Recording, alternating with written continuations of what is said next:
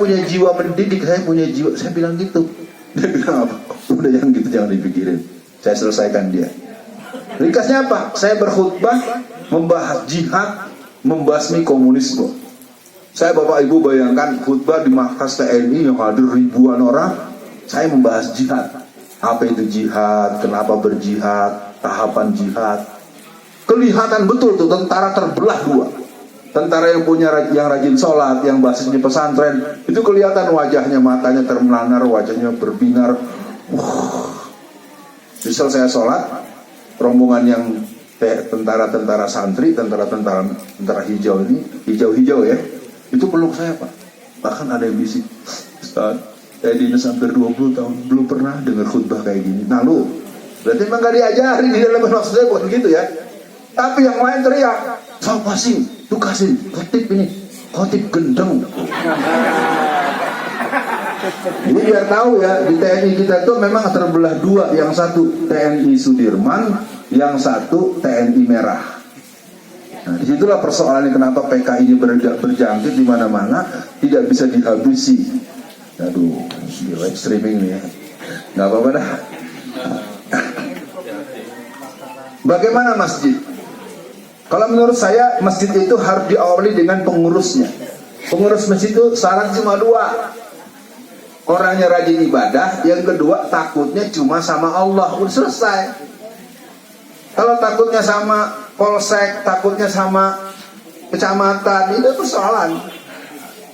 Saya kasih tahu rumus jihad ya. Orang yang berjihad itu harus memenuhkan hatinya dengan bahwa dia lillah billah ilallahi sabilillahi mardatillah. Ketika ruhul jihad tertanam kuat, maka dalam, nanti Anda boleh lihat dalam surat Al-Anfal ayat 6364 dan surat ayat 11-12, Allah jatuhkan rasa takut di hati mereka. Ya. Jadi kalau makanya jihad itu betul kata Bapak, jihad itu nggak boleh marah-marah. Nggak boleh karena benci sama orangnya, kita benci sama kelakuannya, kita benci cara dia mempersepsi persoalan. Itu yang harus dijihad. Emangnya kita di sini ada orang suci, ada yang lebih mulia dari Rasulullah? Ada yang nggak ada, tahu aja. Lu juga punya kekurangan, gue juga punya. Ya, jadi untuk yang tadi saya nggak mau dengar ada yang merepot. Enggak kok, saya enggak, ibu enggak, yang lain kan begitu. Di yang lain enggak, bukan, tapi bukan di sini. Kan selesai kan? Ya ibu-ibu enggak kan ibu ya? Tadi yang diomongkan beliau bukan ibu-ibu di sini kan? Udah, kalau memang iya juga istighfar aja. Ya Allah itu saya kayak gitu. Nah udah jadi kan asik. Daripada lalu bapak nanti giliran bapak itu lagi makan sudah gelasnya. Memang perempuan itu memang pendam sih. Ingat Hindun nggak? Udah jadi keterusan jadi nyerang lagi. Jadi masjid kalau menurut saya pertama pengurusnya. Kalau pengurusnya takutnya pada Allah dan dia tertib ibadahnya, aman Pak. Saya udah lalui seluruh Indonesia. Kok berani ngundang saya? Loh, maksud Alfian menyelingkuhi ayat yang mana? Melanggar ayat yang mana? Dan ketika kita berani, lalu keberanian itu dipancarkan dengan datangin aja tuh Pak, kami mengundang Ustaz Alfian, salahnya di mana? Bapak Ibu yang takut masih setengah hati ngundang saya. Saya ini narasumber resmi negara Pak. Saya narasumber Dewan Tanas, Dewan Pertahanan Nasional 2 kali 2015, 2017. Itu isi jenderal bintang 2, bintang 3, polisi, Trimatra. Makanya kadang-kadang orang nggak paham. Sampai ngomong begitu nih provokator masa diundang sama tentara, diundang oleh Bais, diundang oleh BIN, diundang oleh tetapi narsis banget promosi, bukan promosi, biar pada jelas semua. Jadi kalau nanti Bapak ngundang saya, dimarahin lagi yang marahin. Mana surat larangannya? Kenapa Ustaz Alfian nggak boleh? Mana undang-undang yang melarangnya? Harus begitu. Sama dengan membuat menggulung tikar karpet. Itu karena kita nggak punya visi politik. Karpet-karpet yang digulung di musim Covid itu hanya untuk umat Islam. Nggak ada. Coba lihat orang di Bali juga saat Covid mereka puluhan ribu orang bisa. Kenapa mereka nggak dilarang? Apa mereka lebih hebat daripada kita dalam konteks keyakinan agama? Apa virusnya nggak mempan? Oke, kedua udah saya jawab ya. Aduh, yang nomor 3 ini berat ini. Jadi kan ada dalil laqad kana lakum fi rasulillahi uswatun hasanah. Ini gitu. Nah, ayat ini harus dipahami. Laqad kana lakum fi rasulillah. Bukan laqad kana fi Muhammad. Karena Muhammad juga ada yang tukang cilok. Muhammad ada yang betato. Namanya Muhammad. Tuh, jadi harus dipahami, kita belajar iman, ilmu, bicara ajaran. Jangan bicara penampilan. Kalau saya nggak pakai peci, saya buka semua. Saya cuma pakai kaos singlet yang kayak teknik kelihatan. Lalu saya tetap ceramah. Saya melanggar agama nggak? Tidak. Justru ibu-ibu yang kemana-mana kakinya masih kelihatan itu membuka aurat. Menutup aurat buat perempuan seluruh anggota tubuh kecuali muka dan tapak tangan. Itu yang harus ibu koreksi. Jangan dulu. Aku nggak pernah ya dengar begitu. Ya ibunya aja emang nggak mau baca gituan.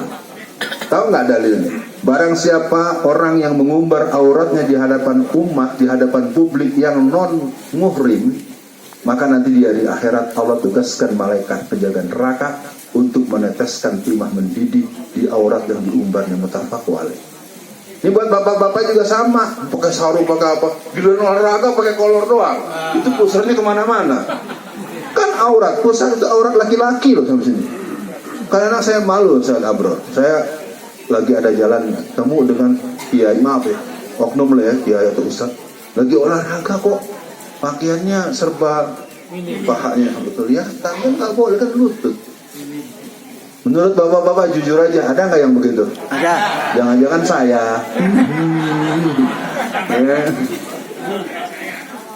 Karena kalau kata Rasulullah, bu istri utami mama karimal akhlak. Baik, mudah-mudahan nanti kita masuk materi sedikit. Yang ketiga, Bu, saya pikir mari ajarkan keteladanan dan kewibawaan dimulai dari kita.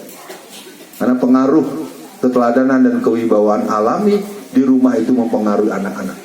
Saya malu ngomong begini, saya banyak masalah, huru hara rumah tangga saya berkali-kali, tapi saya punya kenangan banyak di beberapa tempat saya mengajar. Ya. Lain waktu nanti ada panjang lebar. Nah yang keempat, bersyukur. Nah bersyukur ini harus dipahami dengan dua perspektif. Kalau dari ayat Al-Qurannya kan, la in syakartum la azidannakum wa la in kafartum inna azabi lasyadid. Bersyukur itu Pak, dalam ilmu psikologi itu mempengaruhi sistem sel saraf dan fungsi keseimbangan getar jantung. Kalau orang bersyukur, alhamdulillah. Iya. Bukan berarti kita pasif, bukan berarti kita takut. Nanti kan ada bab jihad, tenang aja. Di saat bersyukurnya, sekarang kita bisa adakan pertemuan yang ke-6, alhamdulillah. Kira-kira panitia pusing nggak ngumpulin dananya? Nah, kalau pusing berarti nanti diatur waktunya. Pasti nih bapak-bapak ibu kan yang punya teman nih, ada orang-orang yang mungkin sekolah-sekolah nyumbang sejuta-juta dia kumpulin, masukin kas, bikin kas utama. Kalau perlu bikin dana abadi untuk pemenangan jago kita kalau masih aman dan lancar, yaitu Pak Anies Rashid Baswedan. Keren kan? Ada pertemuan di Jakarta, tas dana abadi berapa? Ada 395 juta. Wah, berapa bisa berangkat? Berlima, cukuplah tiket paling-paling cuma 10 juta. Berangkat, nggak malah kepusingan. Udah dia yang jalan, ongkos-ongkos sendiri. Ibu-ibu paham nggak Pak Abror kemana-mana ini? Ayo dong, pernah nggak mikirin ongkos dia? Oh jangan, dia mau orang kaya. Wang sinawang, wang. Betul Pak? Orang kan kadang-kadang anggap kita orang kaya, padahal kita orang anggap kita bahagia, padahal kita banyak masalah. Ya udah, nambah-nambah yang begituan. Jadi kembali, bagaimana sistem pemerintahan? Saya ambil contoh sekarang kasus kepala desa di satu desa di Klaten, Jawa Tengah. Namanya Lurah Iwan. Lurah Iwan ini di Klaten, di sebuah kelurahan, saya tidak hafal nama kelurahannya, atau sebuah desa ya. Itu sejak 2023, 2024 dia selalu membagikan THR untuk setiap kakak di kelurahan dia. Loh, makanya pemimpin itu kalau memang mau mengurus bisa ya. Untuk THR itu tentu karena dia kelurah, berarti seluruh warga ya. Ya, tinjauannya di samping tinjauan ajaran, tinjauan juga warga, karena warga dia kan pimpin kelurahan kan berarti mimpin PDIP, mimpin yang Kristen, mimpin yang ini dapat semua. Kalau yang miskin-miskin, nah diinventaris tuh lewat panitia ZIS-nya. Keluarga miskin ditambah lagi 612.000 rupiah berdasarkan penghitungan. Itulah yang dilakukan oleh Pak Anies ketika menjadi gubernur Jakarta. Ketika jadi gubernur Jakarta, anak SD, SMP, SMA itu per 3 bulan sekali akan dapat sejumlah uang antara 800 sampai 1,2 juta per 3 bulan. Mahasiswa yang kuliah dari Jakarta, yang memiliki akte Jakarta, yang memiliki KTP Jakarta, yang memiliki bukti-bukti kependudukan di Jakarta, dan ada penjelasan-penjelasan dari pihak yang dibutuhkan, itu anak yang kuliah di luar Jakarta itu 9 juta per semester. Tetapi tidak pakai nama Anies, nggak kayak yang satu pakai nama Jokowi. Boleh nggak ngomong gitu? Boleh. Mata duit orang ngakuin dia, dasar keluar mata sapi. Keluar mata sapi tahu? Yang punya telur, ayam dan bebek, yang punya nama sapi, yang punya uang negara, tapi nama Jokowi. Malu kali le. Kalau Pak Anies tidak, dia bisa sumbang seluruh masjid di Jakarta, tapi dia sumbang juga gereja. Itu baru pemimpin. Wa ma arsalnaka illa rahmatan lil alamin. Coba kalau pemimpinnya Kristen, nggak ada cerita nyumbang masjid. Kalau dia sumbang satu aja buat sebagai simbolik, padahal yang lain mah digecek sama dia. Saya kasih tahu ya, jangan pernah bilang itu wali kota Kristen. Baik, jangan dengerin, lihat Quran. Red. Ya, lihat Ali Imran 118 sampai 120. Lihat Al-Baqarah ayat 204. Kalau kepanjangan ntar ngaji tafsir lagi. Ada gurunya yang lebih pintar, saya nggak kurang pintar. Untuk sistem pemerintahan, ibu-ibu, bapak, pertama mulai lakukan gerakan merebut ketua RT dan RW. Jadi kalau nanti suaminya dicalonkan jadi ketua RW, suaminya dicalonkan jadi ketua RT, ibu bilang, Mas, aku akan ada di belakangmu. Kamu kan, tapi nggak bisa begitu. Ternyata ibu-ibu nggak mau kalau suaminya jadi ketua RT dan RW. Betul nggak ya? Betul. Mas mau kemana? Mau ke kantor RW? Pemilihan, pokoknya aku nggak mau ya. Awas ya Mas ya, awas. Kenapa ketawa? Begitu kali ya? Padahal datangnya TPS, datangnya kotak suara itu datangnya ke kantor kelurahan, disebarin ke RT, RW. Lah karena PDI Perjuangan tak coblos kabeh itu, makanya menang 100% di Boyolali.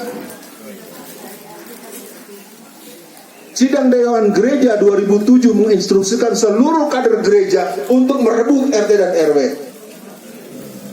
Kita nggak usah ribut-ribut merebut. Ketika pencalonan kan orang banyak yang nggak mau. Jadi ibu kampanyen suami jangan terang-terangan, kan main politik. Yang penting suaminya jadi, ibu yang jaga. Emang ada dalil itu? Ada. An-nisa imadul bilad wa ma saluhatul bilad wa ma fasadatul bilad. Ini bukan hadis, bukan ayat, tapi sebuah doktrin para ulama. Wanita itu penopang negara. Apabila wanita itu baiklah negara. Itulah kenalan saya dengan ibu saya. Negara. Iya, saya ini begini, mak saya. Suatu hari dipanggil, Alkian kamu sini. Ibu dengar kamu kalau ngomong keras ya. Ngomongnya jihad, ngomongnya nyerang sana nyerang sini. Saya namanya sama ibu kan saya tahu celahnya. Kenapa bu? Banyak yang ngadu. Kamu tuh kalau ceramah keras. Lah, yang ngajarin siapa bu? Iya, udah, banyak kisah-kisah yang unik. Udah, yang jelas sistem pemerintahan bisa diperbaiki dari rumah-rumah kita. Catat, rumah itu bukan harus bentuk. Bisa rumah fisik, rumah tim sukses, rumah jaringan, ya. Pokoknya saya ingin katakan acara ini keren dan harus terus. Jangan cepat puas dan tanyakan, saya bisa nyumbang berapa? Gitu nanyanya. Kan kalau ibu bapak kan dikasih sama anaknya, kan anaknya ada berapa? 9 ya. Nah, kalau setiap bulan ngasih 200 juta, bapak nyumbang nggak usah banyak-banyak, 15 juta aja kasih ini nih. Nih, maaf ya, dalam pengalaman saya bergaul, banyak itu orang suka pura-pura miskin. Padahal dia yang paling bisa nyumbang. Yang harus dipertimbangkan ini nih. Lihat nanti surat Al-Baqarah ayat 273. Pertimbangkan Ustadz Edi. Kegiatan saya rumah masjid umat, rumah masjid umat, rumah masjid umat. Itu nggak boleh. Yang memberi tidak boleh merasa lebih mulia dari yang menerima. Yang menerima tidak boleh merasa hina dari yang memberi. Itulah gereja. Jadi pendeta-pendeta itu udah punya agenda. Satu pendeta-pendeta muda yang tamatan S3 itu bisa 300 juta sebulan, Pak. Betul. Lalu Anda nggak perhatikan ustadz-ustadz kita yang pinter-pinter ternyata di rumah didatengin mulu sama yang punya rumah kontrakan belum bayar. Ada nggak yang begitu? Ya, jangan nanya sama saya. Banyak. Mau nanya saya, tanya Jokowi. Udah ya, jadi arti gini. Sistem pemerintahan ini tidak ideal. Terbentuknya negara-negara demokrasi sebenarnya ada permainan daripada Zionis dan kelompok-kelompok yang jahat kepada Islam. Tapi saya ingin katakan, kita punyanya ya ini. Tinggal mau pilih pakai cara Taliban atau cara Erdogan. Ya, paham ya? Nggak usah terangin ya. Udah. Nah kita kan masyarakat kita bukan masyarakat petarung, bukan masyarakat kombatan. Ini ngomong-ngomong begini tahu-tahu saya ditangkap lagi. Kira-kira banyak yang menghindar atau banyak yang nengok? Lari. Hindar, orang saya ngalamin di penjara 4 tahun. Iya yang nengok-nengok juga berapa orang, banyakan mana yang pura-pura nggak kenal. Mas saya nggak pernah ketemu, saya nggak hadir tuh waktu itu di Terawak saya nggak hadir, itu penyakit itu. Gara-gara bilang nggak ada. Coba kalau seperti di Bandung, yang di Bandung itu ada guru kita Ustadz Atian M. Ali MA. Itu kalau ada satu ustadz ditangkap, dia akan datang ke kantor di mana si ustadz itu ditahan dengan membawa 300-400 ustadz semua, bukan jamaah biasa. Apa kata mereka? Karena masalahnya belum jelas, Anda main tangkap saja, tolong keluarkan ustadz kami. Kalau tidak, kami semua minta dipenjara semua. Jadi 400 ustadz itu semuanya minta dipenjara kalau temennya nggak dipulangin. Lah kalau sekarang Pak, saya nggak mau termasuk itu ya. Ustadz Alfian itu radikal. Radikal itu nggak ada. Radikul itu terminologi yang dimainkan oleh kaum Islamofobia. Apalagi khilafah Islamiyah. Lalu Bapak ikut takut. Berarti Bapak takut dengan Islam. Wa iz qala lil malaikati inni ja'ilun fil ardi khalifah. Masa kita takut sama Quran, bro? Bagaimana ceritanya orang Islam takut sama ajaran Islam? Ini adalah permainan kelompok sekuler, kelompok PKI, agar kita tidak mengejar di mana PKI itu berada, dihajarnya kita dengan istilah khilafah. Memangnya ada? Kalau bicara mana undang-undangnya? Mana pasal, mana ketentuan, mana keputusan presiden yang mengatakan khilafah? Enggak ada. Sama dengan jilbab. Kenapa jilbab baru diperbolehkan Desember 2015 di kepolisian? Untuk apa kita punya undang-undang dasar pasal 29 ayat 1, negara berdasar ketuhanan yang Maha Esa, ayat 2, tiap-tiap warga negara berhak untuk menjalankan agamanya masing-masing. Kitanya aja nggak mau berpolitik, benturin begituannya. Kenapa begini? Ya, anak-anak SMP, SMA tahun 82, 83, 84 sampai 90 yang perempuan nggak boleh pakai jilbab yang sekolah umum. Efeknya diantara peristiwa Tanjung Priuk, anak-anak yang diseret, yang dibuka jilbabnya di depan umum. Aneh kan, negara mayoritas Islam, agama Islamnya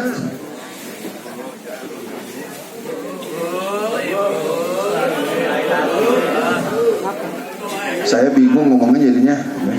Jangan-jangan yang begitu lebih pintar dari saya, lebih soleh dari saya. Saya bingung ya. Aduh ya Allah, tolong dong Pak. Oke. Bung kameramen adalah ada di mana sekarang? Dia sedang bertapa di tempatnya gitu ya. Saya masalahnya kalau suka nyebut suka diomelin Bung kameramen gitu ya. Ntar lama-lama ketemu sendiri Bu ya. Yang jelas dia adalah second generation, lebih baik dan jumlahnya bukan satu. Sejak saya mulai mengelola Taruna Muslim itu mungkin ya secara nasional paling-paling baru 500 orang. Jadi artinya, tapi nggak akan ketemu yang ngomongnya kayak saya gini, nggak, karena maksudnya saya larang. Jadi kayak mereka saya ajarkan tentang NDI, bagaimana strategi tahun 2005-2030. Makanya saya intensif sekarang pendidikan politik sebegitu. Kalau acara pendidikan politik, handphone kumpulin semua. Kalau nggak mau dikumpul, nggak usah ikut. Iya.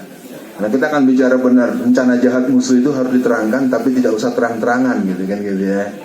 Kan udah di penjara 4 tahun, masa kagak kapok-kapok. Bukan takut ya, bukan takut. Benar, kalau takut nggak datang saya ke sini. Terus agama kok dijaga? Saya pikir saya beberapa kali menyimak Gus Baha. Gus Baha itu keren. Dia ngasih pesan sama kita. Ya, kalau Allah melindungi kita harus tanya lagi bagaimana agar kita dilindungi Allah. Gitu dong mikirnya. Jangan malah jadi ente nyuruh Allah kayak Bani Israel. Gus Bah itu ngasih tahu ke kita, Allah pasti jaga kita lah. Bagaimana agar kita dijaga Allah? Ya jaga sholatnya, jaga wudhunya, jaga ukhuwahnya, kan begitu ya Pak ya? Jaga jihadnya gitu. Jadi nanti pakai dalil yang benar, lalu kita nyalahin orang dengan alasan yang sebenarnya bukan itu maksud beliau. Makanya kita kalau dalam belajar itu mesti belajar filsafat ilmu. Kenapa kita belajar ini? Untuk apa pelajaran ini? Dan apa maksudnya ini? Ya, saya bukan seorang ulama, tapi saya belajar dari ibu saya lagi. Alfian, kalau kau mendengar orang bicara, kau pahami apa yang tersurat, yang terkata. Pahamilah yang tersirat, yang termaksudkan. Pahami pula yang tersembunyi. Kalau bahasa aslinya, bahasa Padangnya itu, Alfian, kalau ada orang berkata-kata, dengarkan nantasure, dengarkan nantasire, dengarkan pula nantasurwa. Ini artinya yang tersurat, yang tersirat, yang tersembunyi. Apalagi politik. Coba Jokowi ngomongnya selalu terbalik. Anak saya nggak bakal ikut politik. Ikut politik. Saya punya uang 11.000 triliun. Ada, tapi disimpan buat pribadi sendiri. Bunker. Itu kan udah mulai dibahas kan mau beberapa orang kan. Pada Pak Edi nih, ntar dikoreksi deh Pak Edi. Pak Edi ntar dikoreksi ya kalau ada yang kurang-kurang. Pak Edi ini jurnalis kawakan senior. Ya, kalau berduaan saya suka diomelin sama dia. Kalau barang-barang kita akrab seolah-olah gitu.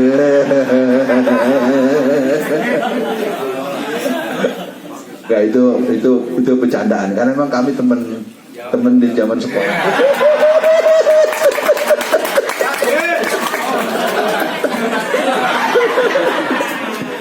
Ya emang kami teman beneran, bukan temu di sini. Malah secara fisik ya Bang Edi ya. Hampir nggak pernah ketemu. Nih Edi, gue mau ketemu lu. Dia nyebut tanggal, saya lagi di mana. Ini nggak bisa. Ini juga janji 15 menit atau sampai dapat apa enggak. Tergantung waiting list ya Pak Edi.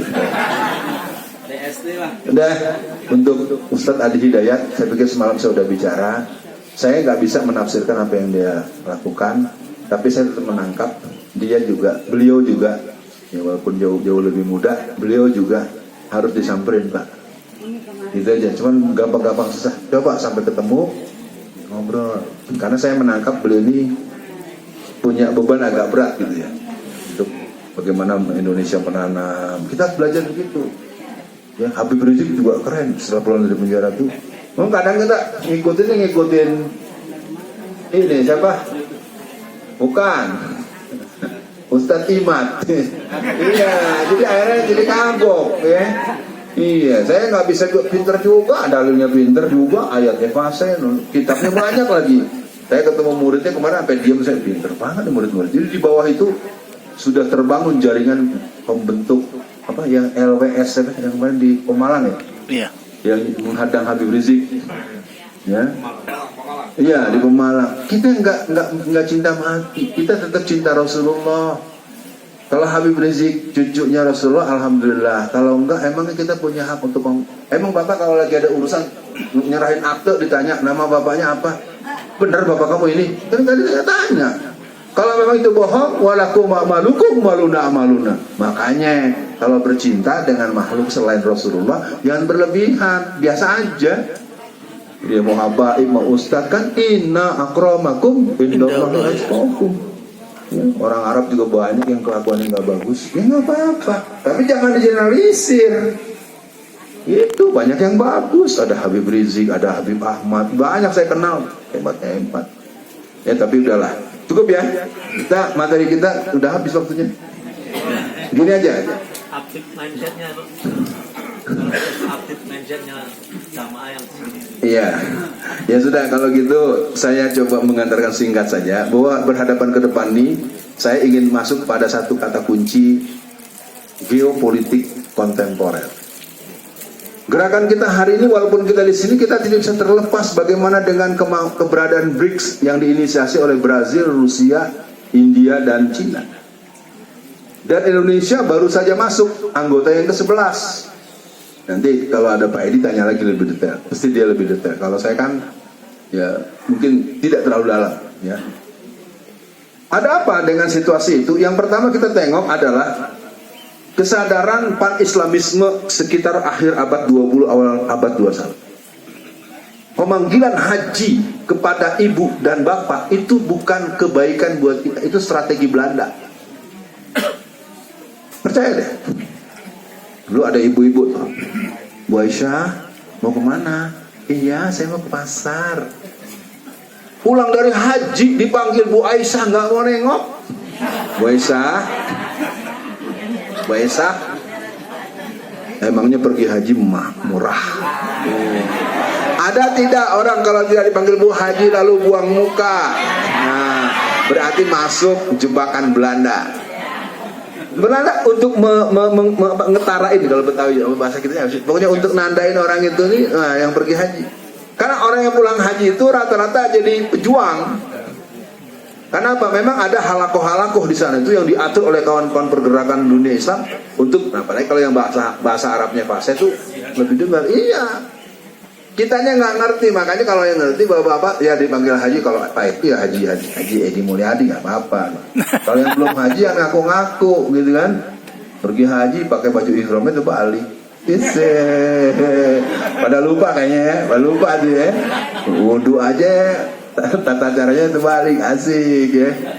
Kemarin beliau nih ngomongin dulu gitu Pak. Saya ini gini, kebetulan saya punya jadwal ngisi pengajian di masjid DKI, masjid pemerintah. Ketika saya lagi mau sholat ngobrol-ngobrol, jadi pegawai Pemda DKI bilang, tuh kemarin tuh bapak kayak wong Solo, bapak kayak geng Solo, itu wudhunya habis tangan langsung kaki. Ceritanya dia wudhu, langsung masjid. Nah, namanya orang lihat itu kan ditegur, mas, wudhunya salah. Pas nengok beliau. Gitu kalau mau tahu, bukan bohong-bohongan, bukan fitnah. Tapi kan zaman sekarang kan begitu. Kalau ada orang maling, orang mencuri, memberitahu ada pencuri, yang ditangkap yang memberitahu atau yang mencuri? Yang memberitahu. Nah, anak itu kan jadi pucat itu, pegawai itu kan. Waduh, nggak tahu apa dia dimutasi, apa dipecat. Tapi hebat ya, bisa jadi wali kota, jadi gubernur, jadi presiden. Yang salah siapa? Ya kita, masyarakat. Iya, makanya kita sekarang seperti beliau bilang, yang udah berlalu, nanti ada Pak Edi harus banyak yang susah-susah. Saya pesan dari sekarang ya, dengan Pak Edi jangan hanya yang ringan-ringan, yang berat-berat. Iya, karena dia bergaulnya dengan Gatot Nurmantio langsung on. Bergaulnya dengan A, B, C, D, makanya aduh. Biarin Pak Edi biar puyeng-puyeng Pak. Gak apa-apa ya, dia mah orangnya gede badannya gitu, masih tetap tegak gitu ya. Yang kedua, semangat dan kegembiraan menyambut khilafah minhajun nubuwah. Kalau Anda beriman tapi tidak semangat dan tidak gembira kedatangan khilafah, Anda ini ada masalah apa? Masalah apa mak lo sampai takut ada khilafah? Tanda-tanda sudah terjadi, berbagai peristiwa sudah terjadi, pertempuran demi pertempuran sudah terjadi. Israel dengan Iran sudah mulai bertempur. Kalau Anda belajar dengan mendalam, lebih mendalam lagi, tanyakan pada Ustadz Ihsan Tanjung, tanyakan pada Ustadz Muhammad Zulkifli Ali, tanyakan pada Ustadz Abu Fatihah, tanyakan banyak Ustadz Rahmat Baikuni. Kan sebenarnya Allah sudah atur tuh. Jadi ibu-ibu tadi nggak usah bilang sejuta alfian. Kalau kebanyakan orang terus saya nggak dipanggil lagi. Bercanda ya bang, jangan terus. Udah biar aja masing-masing jalan, tapi doakan. Kita yang belum ada ini sekarang, tentara yang berani speak up di saat dinas. Dulu kita masih punya tuh, Pak Edi siapa? Pak Edi yang angkatan laut itu kan masih aktif, sudah ceramah. Orsim. Enggak tahu. Karena jabatannya tinggi. Iya makanya kalau kita udah pensiun baru semangat. Yang salah siapa? Yang salah cara masuknya. Kalau cara masuknya dapat ordalnya orang sekuler, cara masuknya nyogok. Nah itu coba kalau Anda masuk karena prestasi, kalaupun bayar pakai uang sendiri. Iya, saya katakan ini rumus dari Gus Baha kan, nggak bisa. Mau masuk ke lembaga ini, akademi masuk. Kalau bayar jangan bilang-bilang, diam aja. Anggap itu uang hilang. Anggap aja bayar toilet, udah.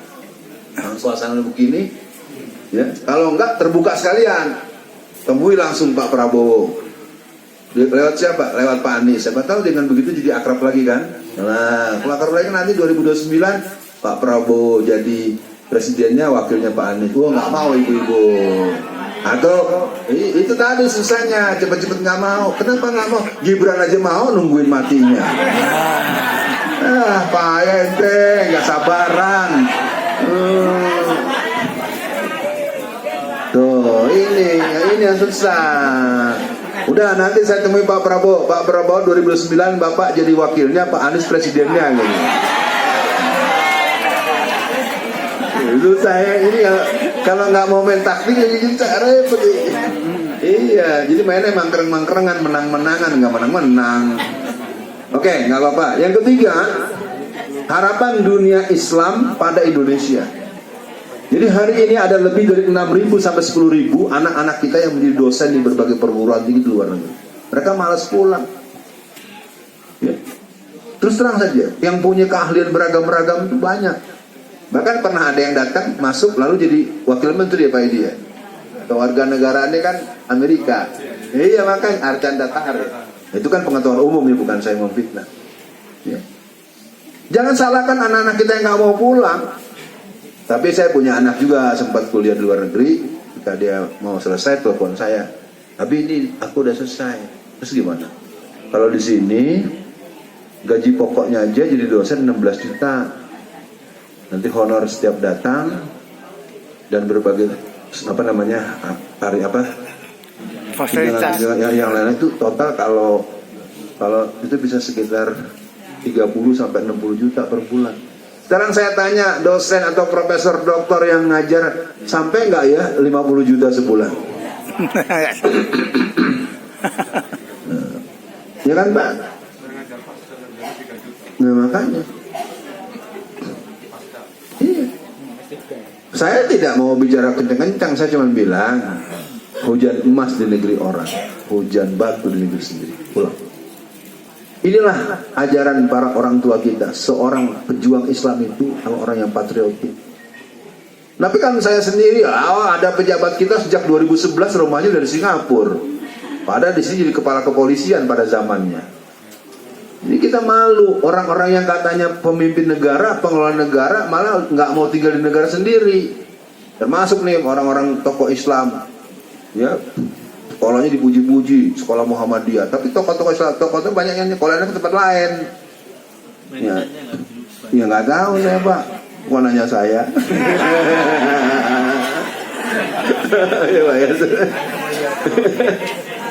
Jadi harapan dunia Islam pada Indonesia ini sebenarnya adalah mereka tuh ingin gini. Ketika musim pemilu kemarin itu kan diurut-urut Erdogan,